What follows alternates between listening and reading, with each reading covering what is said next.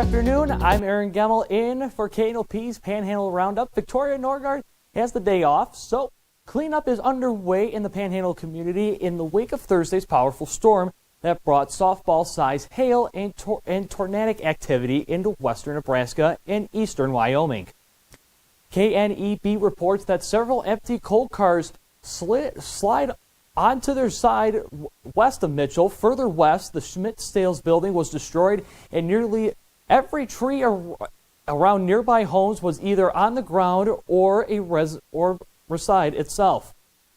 High voltage lines fell across Highway 92 and several other county roads, some of which found in standing water, forcing road closures and barricades as a widespread of power outages were reported. The Nebraska Public Power District stated as of 8:30 last night, approximately 927 customers were left in the dark within Scotts Bluff and another 190 customers out in nearby rural areas. Now to Alliance, where a wildfire is finally completely under control as of last night. After scorching more than 6,000 acres near Alliance, this started about 20 miles southwest of town. Wednesday morning, multiple fire departments were called out there to get the fire under control. The Alliance Police Department says the fire is out, but crews are keeping an eye on it due to high winds. A disaster declaration has been signed allowing use of the state's resources. It's still unclear at this time how the fire started. And a suspect has been identified and charged with arson in Scottsbluff County.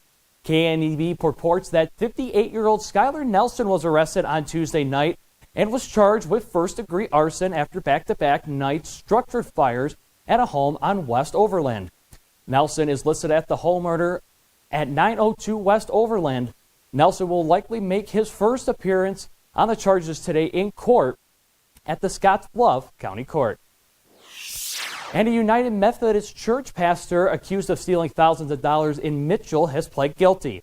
KNEB reports that 43-year-old Joseph Schumacher Jr. was arrested in November of 2023 after evidence showed him taking money from ATMs for the church's account. 3 felony counts of theft by unlawful taking were amended to 2 counts of attempted theft by taking, which ranges from $1,500 to $5,000.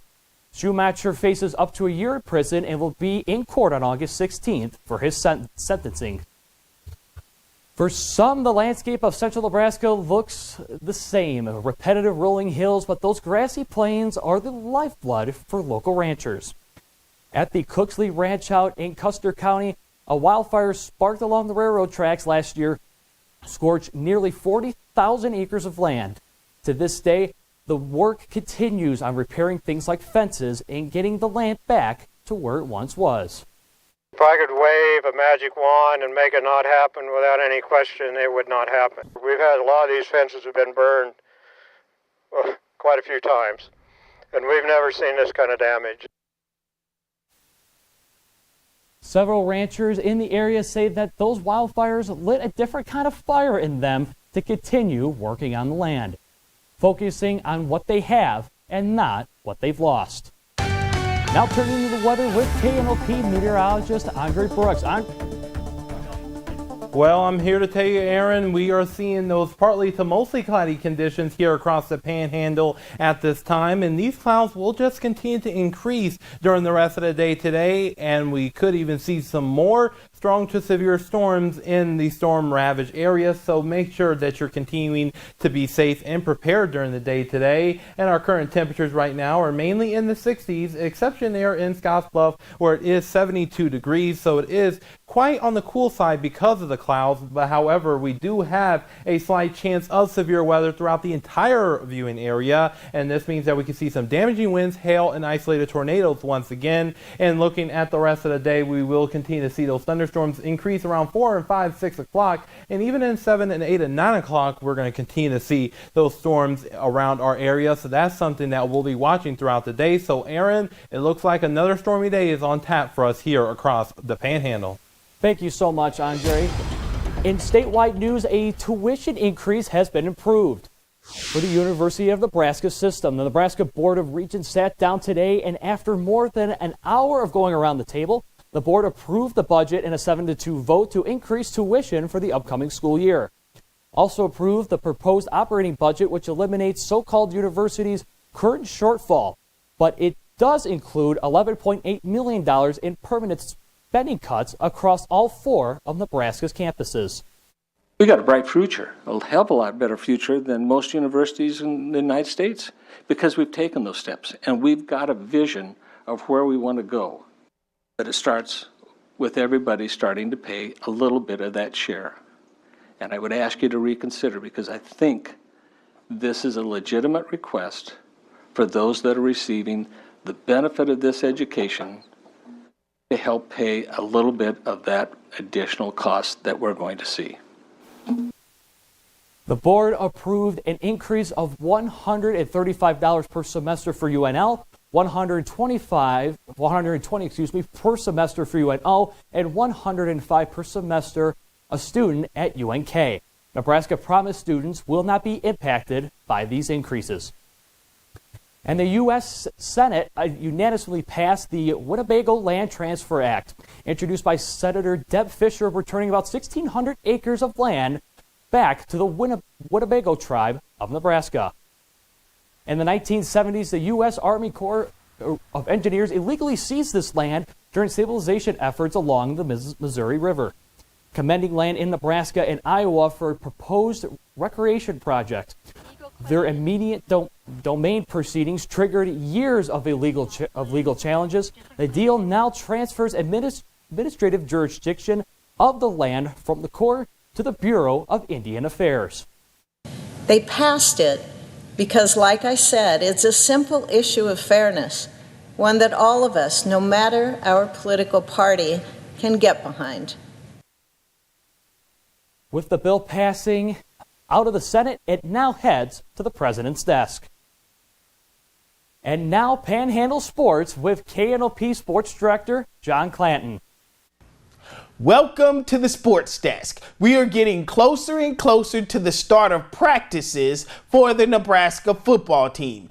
In the meantime, head coach Matt Rule has been running football camps for kids and high school students.